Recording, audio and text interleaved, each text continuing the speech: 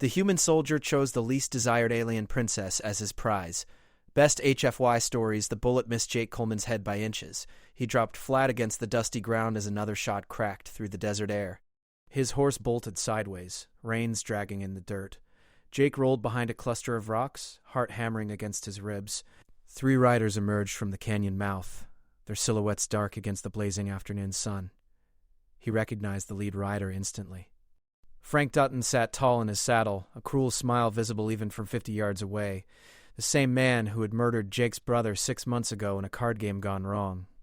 The same man who had burned down the Coleman ranch and left Jake's sister-in-law Mary, widowed with 2 young children. Jake's hand moved to his Colt revolver. His ammunition was limited. He had 3 shots left after the morning skirmish with bandits near the waterhole. Frank and his men kept coming, spreading out to flank his position. Jake calculated the distance. They would reach effective range in less than a minute. The rocks provided decent cover but no escape route. Behind him stretched open desert for a quarter mile before the next outcropping. His horse had run toward the river, taking his rifle and supplies with it. Jake checked his weapon again. 3 bullets against 3 men. He would need to make every shot count. Frank Dutton called out across the wasteland. His voice carried harsh and mocking.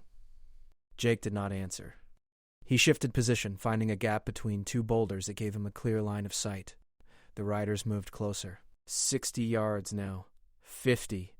Jake controlled his breathing the way his father had taught him years ago. Steady hands. Clear mind, no hesitation. The rightmost rider broke away, circling wide to attack from the side. Jake tracked his movement but held his fire. Patience would decide this fight. Frank dismounted, using his horse as a shield. The third man, a stocky fellow with a scarred face, advanced on foot with a shotgun. 40 yards. Jake aimed at the man with the shotgun. The desert sun beat down mercilessly. Sweat stung his eyes. He blinked it away and steadied his aim. The scarred man raised his shotgun. Jake fired first. The man spun and dropped, clutching his shoulder. 1 bullet gone. 2 remaining. The flanking rider charged. His horse kicked up clouds of dust as he closed the distance. Jake pivoted and fired. The shot struck the rider's thigh. He tumbled from his saddle with a shout of pain. 2 bullets spent. 1 left. Frank Dutton remained. Frank fired twice in rapid succession. Rock fragments exploded near Jake's head, stinging his cheek. Jake stayed low, relocating to a different gap in the rocks.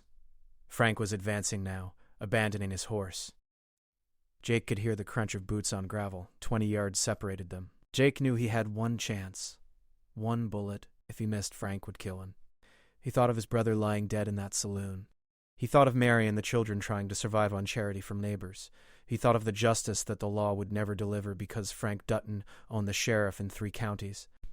Frank appeared between the rocks, pistol raised. Jake fired. The shot echoed across the canyon. Frank staggered backward, dropping his weapon. He fell to his knees, eyes wide with shock. Jake stood slowly, his empty revolver still pointed at the dying man.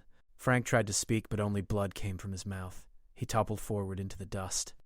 Jake walked to where Frank lay motionless. The other 2 men were crawling away, wounded but alive. They would survive to tell others what happened here. Jake retrieved Frank's gun belt and ammunition. He caught his horse near the river and gathered his scattered supplies. The sun was dropping toward the western horizon. He had miles to cover before dark. The Rio Grande flowed cold and clear through the canyon below. Jake filled his canteen and let his horse drink. He looked back once at the 3 bodies left behind in the desert. No regret touched his heart. This was frontier justice. This was the code men lived by when the law failed them. He mounted his horse and rode south, following the river toward Mexico and whatever future waited beyond the border. Part 2 of Jake Coleman's story began 3 days later in a border town called Piedra Roja. The settlement consisted of 20 buildings scattered along a dirt street that ran parallel to the Rio Grande. Jake entered the town at dusk, his horse exhausted from the hard ride through hostile territory. He had crossed into Mexico to avoid any friends Frank Dutton might have had on the American side. The desert had been unforgiving. His water had run low twice. He had eaten nothing but dried beef and stale bread. The cantina sat at the center of town, its yellow windows glowing with lamplight. Jake tied his horse outside and pushed through the door. Conversation stopped. Every face turned toward him. He was clearly American in a place where Americans were not particularly welcome. The air smelled of tobacco smoke, tequila, and cooking meat. Jake approached the bar and placed a silver dollar on the scarred wooden surface. The bartender was a heavy-set man with gray hair and suspicious eyes. He looked at the coin, then at Jake, then back at the coin. He poured a glass of whiskey without speaking. Jake drank it in one swallow and gestured for another. The conversations around him slowly resumed, though he felt eyes watching from the shadows. He ordered food. The bartender brought him beans, rice, and tortillas. Jake ate mechanically, aware that he needed to maintain his strength. A woman approached while he was eating. She was perhaps 30 years old, with dark hair pulled back and intelligent eyes. She spoke in English. Her name was Elena Vasquez. She owned a small ranch 10 miles south of town. She needed men who could handle trouble. Jake listened without committing. Elena explained that bandits had been raiding ranches throughout the region. They came from the mountains, struck quickly, and disappeared before anyone could organize resistance. The local authorities were either incompetent or corrupt. Ranchers were losing cattle, horses, and sometimes their lives. Jake asked why she thought he could help. Elena smiled slightly. She said that a man who rode into Piedra Roja alone wearing a gun belt taken from Frank Dutton was clearly someone who knew how to handle himself. Jake's hand moved instinctively to his weapon. Elena noticed the gesture and assured him she meant no threat. News traveled fast along the border. Frank Dutton's death was already common knowledge. Some people were grateful. Frank had crossed the river many times to steal and murder. His passing would not be mourned in Mexico. Jake considered the offer. He had money from Frank's belongings, but not enough to last indefinitely. He needed work. He needed a place to stay while things settled down north of the border. Elena sensed his hesitation. She offered good pay, a place to sleep, and no questions about his past. Jake agreed. They would ride to her ranch in the morning. That night, Jake slept in a room above the cantina. The bed was thin and the walls were paper-thin, but exhaustion claimed him quickly. He dreamed of his brother. They were boys again, racing horses across the family ranch. His brother was laughing. Then the dream shifted. His brother lay dead in the saloon. Frank Dutton stood over the body, smoking a cigar. Jake woke with a start, his hand reaching for his pistol. The room was dark. Moonlight filtered through a gap in the curtains. He lay awake for a long time, listening to the sounds of the town settling into silence. Morning came with bright sunlight and the smell of coffee. Jake found Elena waiting outside with 2 horses. She had packed supplies for several days. They rode south, following a trail that wound through rocky hills and patches of scrubland. Elena talked as they traveled. She explained that her husband had died 2 years earlier, killed by the same bandits who now plagued the region. She had 2 ranch hands, both older men who were loyal but not fighters. She needed someone who could defend the property and possibly track down the raiders. Jake asked about the bandits. Elena said they were led by a man named Carlos Mendoza. He commanded perhaps 20 men, all of them hardened criminals. They operated from a stronghold somewhere in the Sierra Madre Mountains. The Mexican army had tried to root them out twice and failed both times. Mendoza was cunning, ruthless, and seemingly untouchable. He took what he wanted and killed anyone who resisted. They reached Elena's ranch by midday. It was a modest operation, smaller than the Coleman place had been. The main house was adobe with a red tile roof. There was a barn, a corral, and several outbuildings. Perhaps 50 head of cattle grazed in a nearby pasture. The 2 ranch hands, an older man named Pedro and his brother Luis, greeted them with cautious nods. Elena introduced Jake simply as someone who would be helping with security. Jake spent the afternoon familiarizing himself with the property. He checked the sightlines from the house to the surrounding terrain. He examined the fences and gates. He studied the approaches an attacker might use. The ranch was vulnerable from multiple directions. There was no high ground for a defensive position. Anyone attacking in force would have significant advantages. Jake made mental notes of improvements that could be made, but he knew that fortifications alone would not solve the problem. If Mendoza decided to attack in strength, they would be overwhelmed. That evening, Elena prepared dinner. They ate together at a table on the porch, watching the sun sink toward the mountains. Jake asked about her plans. Did she intend to stay and fight, or would she eventually sell and move somewhere safer? Elena's expression hardened. This land had belonged to her husband's family for 3 generations. She would not be driven away by criminals. Her children, 2 daughters, were staying with relatives in a larger town until the danger passed.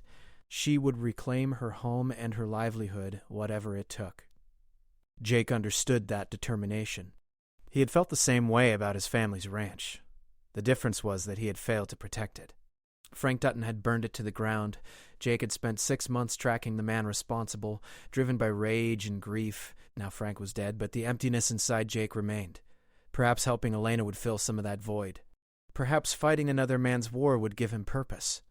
3 days passed quietly. Jake established a routine of patrols and maintenance work. He repaired sections of fence. He helped Pedro and Luis move cattle to better grazing areas. He practiced with his weapons each morning, maintaining his skills. Elena watched him work, saying little but clearly approving of his efforts. On the 4th day, trouble arrived. Jake was checking the northern fence line when he heard gunshots. He spurred his horse into a gallop, racing back toward the ranch house. Smoke rose from one of the outbuildings. Riders circled the main house, firing at the windows.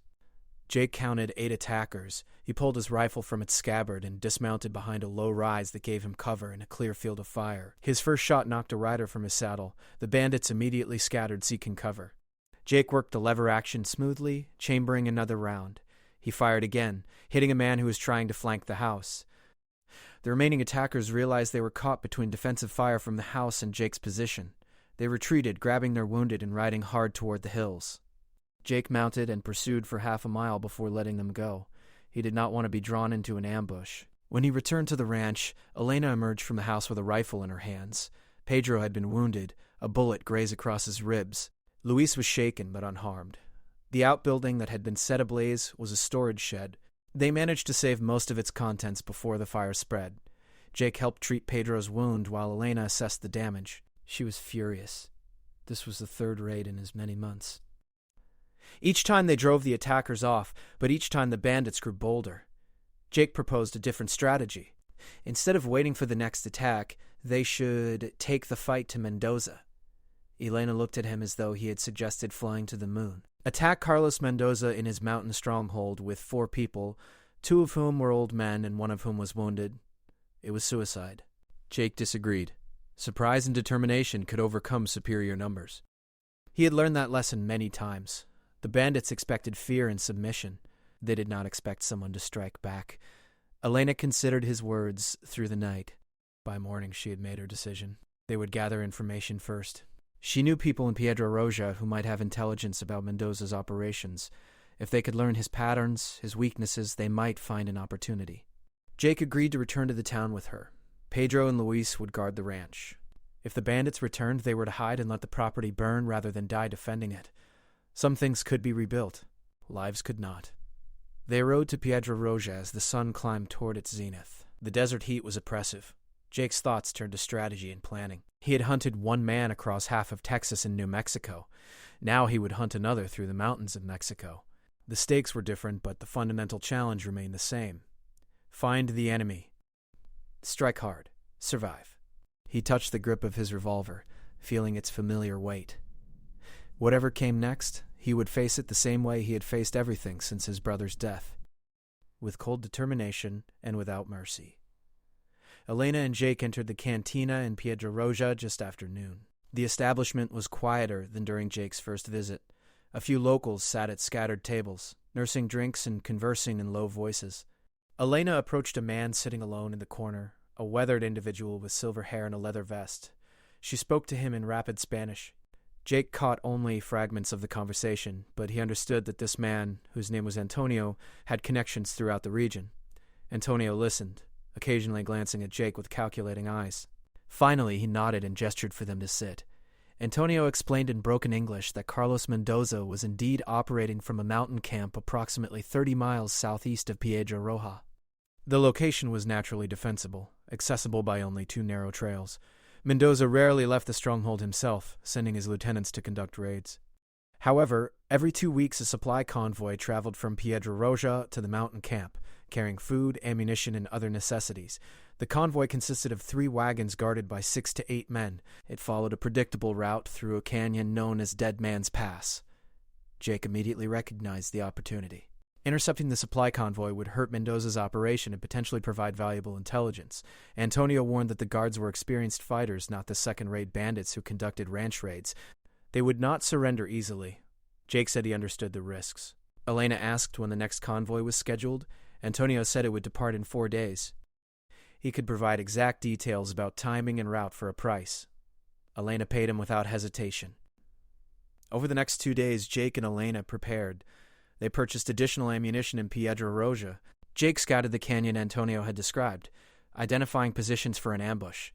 The terrain favored defenders. Rock formations on both sides provided cover and elevation. The canyon floor was narrow enough that wagons would have difficulty maneuvering. Jake selected 3 positions where a small force could control the entire passage. Elena insisted on participating despite Jake's reservations. This was her fight as much as his. He eventually agreed, recognizing the determination in her eyes. They recruited 2 additional men from Piedra Roja. One was a former soldier named Ramon, who had served in the Mexican army before deserting. The other was a young man named Diego, barely 20 years old but reportedly skilled with a rifle. Both men agreed to help for a share of whatever supplies they captured. Jake was not entirely comfortable relying on men he barely knew, but they needed the numbers. 4 people had a chance against 8 guards. 2 people did not. On the morning of the 4th day, they took positions in Dead Man's Pass. Jake placed Elena and Diego on the eastern rim, with instructions to fire on his signal. Ramon took the western rim, covering the rear of the convoy's route. Jake positioned himself near the canyon entrance, where he could initiate the ambush and control the initial engagement. They waited through the hot morning hours. Noon came and passed. Jake began to wonder if Antonio's information had been accurate. At 1:30, dust clouds appeared on the northern approach. The convoy emerged into view minutes later, 3 wagons drawn by mules, surrounded by 7 mounted guards. They moved cautiously, clearly aware of the canyon's dangers. Jake watched them enter the narrow passage. He let the lead wagon advance 30 yards before standing and firing a warning shot into the air. His voice rang out across the canyon, ordering them to stop and surrender. The guards reacted instantly, drawing weapons and taking cover. Jake had expected no less. He dropped back behind his boulder as bullets ricocheted off the rock face. Elena and Diego opened fire from above, their shots forcing the guards to seek shelter beneath the wagons. Ramon engaged from the opposite side, creating crossfire that pinned the convoy in place. The mules panicked, braying and trying to bolt. One wagon overturned, spilling crates and barrels across the ground. A guard attempted to rally his companions, shouting orders in Spanish. Jake recognized leadership when he saw it. He aimed carefully and fired. The man fell. The remaining guards lost cohesion. 2 tried to ride back the way they had come. Ramon cut them down from his elevated position. The others threw down their weapons and raised their hands. The entire engagement lasted less than 5 minutes. Jake approached the surrendering men cautiously, his rifle trained on them. Elena and the others descended from their positions. They bound the prisoners and searched the wagons. The supplies were substantial. Food, ammunition, medical supplies, even a small amount of money. More importantly, they found documents detailing Mendoza's operations. Locations of safe houses. Names of collaborators in various towns. Payment records showing which officials were on Mendoza's payroll. This information was worth far more than the physical supplies. Jake questioned the prisoners. Most refused to speak. One younger man, terrified and convinced he was about to die, revealed that Mendoza was planning a major operation. Something big. The bandit leader had been recruiting additional men. He was expecting a large payment from somewhere, though the prisoner did not know details. Jake pressed for more information, but the young man genuinely seemed ignorant of the specifics. Jake decided to let the prisoners go, taking their weapons and horses. They could walk back to Piedra Roja and deliver a message. Anyone working for Carlos Mendoza was now a target. Elena examined the documents carefully. She recognized several names, including local officials she had once trusted. The corruption ran deeper than she had imagined. Jake suggested they take this information to higher authorities, perhaps even to Mexico City. Elena laughed bitterly. She had tried official channels before. Nothing had happened.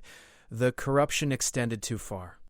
The only justice they would find was the justice they created themselves. They divided the captured supplies. Ramon and Diego took their shares and departed, satisfied with the day's work. Jake and Elena loaded the remainder onto their horses and began the journey back to the ranch. Night fell before they reached home. They made camp in a sheltered arroyo, building a small fire and eating cold beans from the captured stores. Elena spoke about her husband, how he had dreamed of building something lasting in this harsh land, how he had believed that honest work and determination could overcome any obstacle, how wrong he had been. Jake understood that disillusionment. He had believed similar things about justice and law. Frank Dutton had taught him otherwise. The world was not fair. Good people died while evil ones prospered. The only reliable principle was strength. Those who could defend themselves survived. Those who could not became victims. It was a harsh truth, but Jake had learned to live with harsh truths. They reached the ranch the following morning. Pedro's wound had healed cleanly. Luis reported no further attacks during their absence. Jake and Elena stored the captured supplies and studied the documents more thoroughly. The information painted a picture of an extensive criminal network. Mendoza was not simply a bandit. He was running a sophisticated organization with connections to corrupt officials, smugglers, and even some legitimate businesses. Dismantling such an operation would require more than killing one man. Jake spent the next several days analyzing Mendoza's patterns. The documents revealed regular meetings with certain officials. They showed schedules for moving stolen goods across the border. They identified weak points in the organization. Jake began to formulate a plan. It was dangerous, possibly suicidal, but it had a chance of working. He would need help beyond what Elena's small group could provide. He would need to find others who had been hurt by Mendoza, others who wanted revenge as badly as Elena did, others who were willing to risk everything for a chance at justice. Elena agreed to help recruit. She knew families throughout the region who had suffered losses, fathers whose sons had been killed, ranchers who had been ruined, women who had been widowed. Jake realized he was building something larger than a simple revenge mission. He was organizing resistance. He was starting a war. The thought should have troubled him, but it did not. He had already crossed too many lines to worry about one more. Frank Dutton's blood was on his hands. Soon, Carlos Mendoza's would join it. Word spread quietly through the borderlands. A gringo was organizing against Mendoza, an American gunfighter who had already intercepted a supply convoy. Some people dismissed the rumors as fantasy, others listened with interest. A few began to make their way toward Elena's ranch, seeking to join the fight. Within a week, Jake found himself commanding a force of 12 men. They were not soldiers. Most were farmers and ranchers with minimal combat experience, but they were motivated by anger and loss. Jake had worked with worse. He began training them immediately. Basic tactics, fire discipline, movement under pressure, how to take cover, how to maintain weapons, how to function as a unit rather than individuals. The work was exhausting and frustrating. Some men learned quickly, others struggled. Jake pushed them all relentlessly. They would face experienced killers. Anything less than complete preparation meant death. Elena assisted with the training, her knowledge of the terrain proving invaluable. She mapped out Mendoza's likely positions and explained the patterns she had observed in previous raids. 2 weeks after the convoy ambush, Jake felt they were ready for the next phase. The plan was complex, requiring precise timing and courage. They would strike 3 of Mendoza's operations simultaneously: a warehouse in Piedra Roja, where stolen goods were stored; a safe house 20 miles east, where some of Mendoza's men stayed between raids; and the supply route from the border, cutting off Mendoza's access to ammunition and reinforcements. The coordinated attacks would force Mendoza to respond, to leave his mountain stronghold. Once he was in the open, Jake would have his chance. The night before the operation, Jake could not sleep. He sat outside the ranch house, watching stars wheel across the desert sky. Elena joined him, bringing coffee. They sat in comfortable silence for a while. Finally, Elena asked if he thought they would survive. Jake answered honestly, he did not know. They were outnumbered and outgunned. But they had surprise and determination. Sometimes that was enough. Sometimes it was not. Elena accepted his answer without comment. She said that whatever happened tomorrow, she was grateful for his help. Her husband would have liked him. Jake thanked her and returned to staring at the stars, thinking about all the choices that had led him to this moment. Dawn broke cold and clear.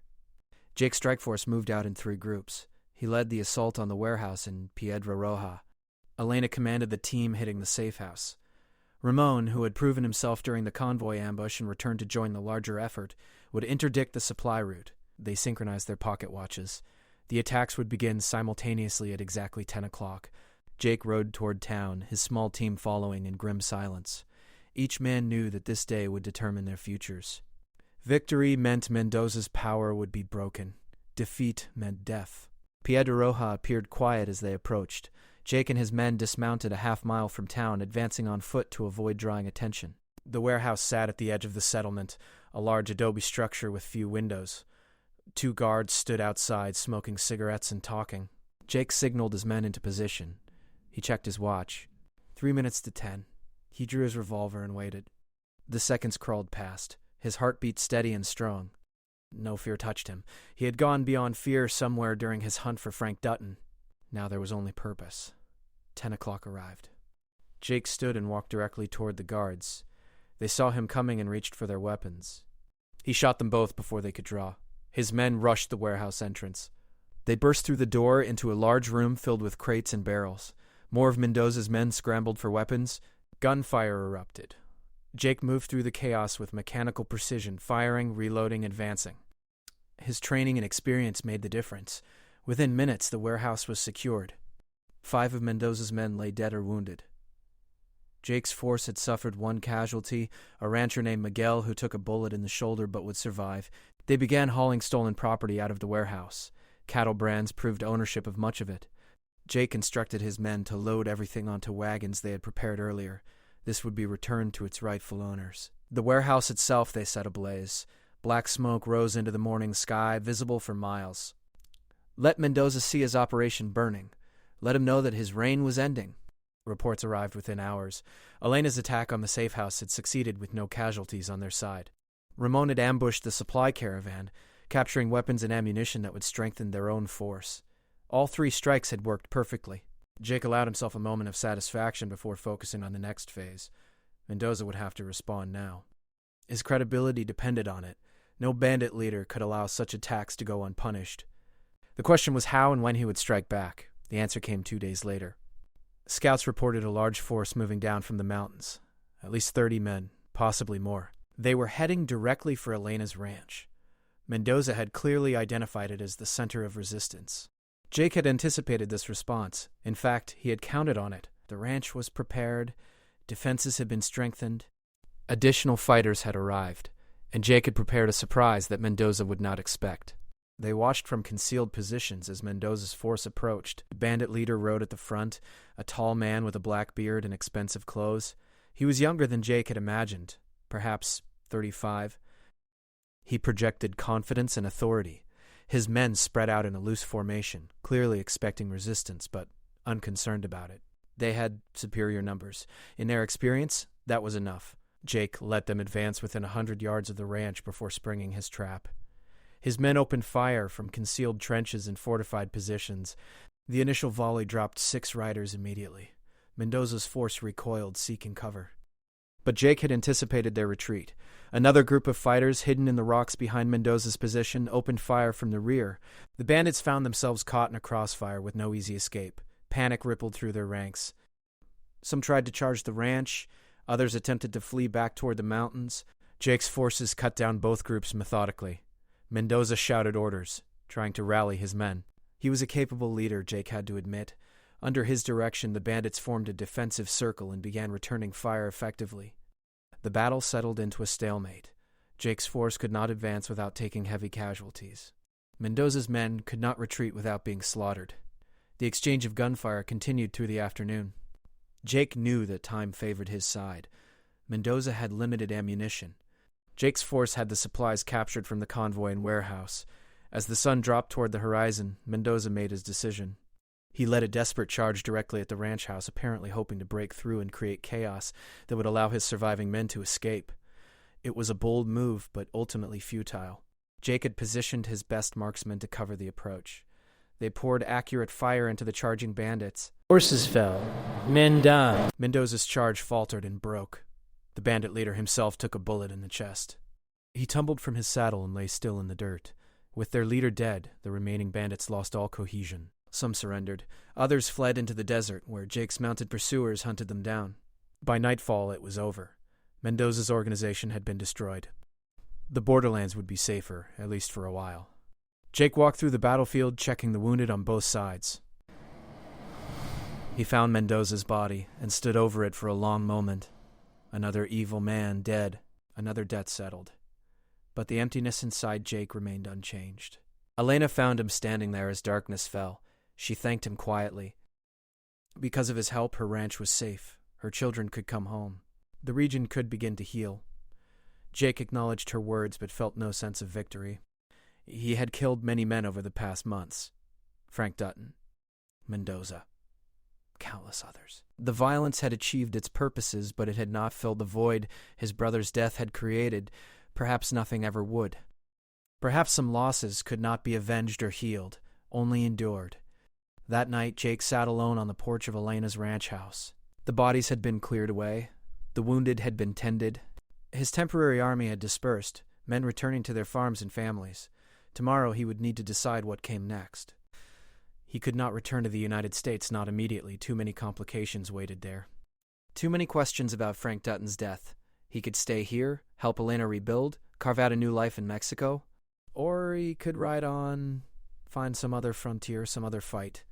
The choice was his, but somehow it felt like no choice at all. Elena brought him coffee and sat beside him without speaking. They watched the stars emerge in the darkening sky. Somewhere in those distant lights, Jake's brother's spirit might be watching. Jake hoped he had done right by his memory. He hoped the violence and bloodshed had meant something, but deep down, he suspected that revenge was always hollow. It satisfied the need for action, but it could not bring back the dead or restore what had been lost. It was simply all that was left when everything else had been taken away. The Rio Grande flowed quietly through the darkness, its waters carrying the hopes and sorrows of everyone who lived along its banks. Tomorrow would bring new challenges, new decisions. But tonight, Jake Coleman allowed himself to simply sit and remember better times before death and loss had hardened him into the man he had become. Before the frontier had taught him that survival required becoming something harder and colder than he had ever wanted to be. Before he learned that sometimes the only justice available was the justice you carved out with your own hands, paid for with other men's blood. The desert night embraced him with its ancient, indifferent silence. And Jake found, in that silence, something almost like peace.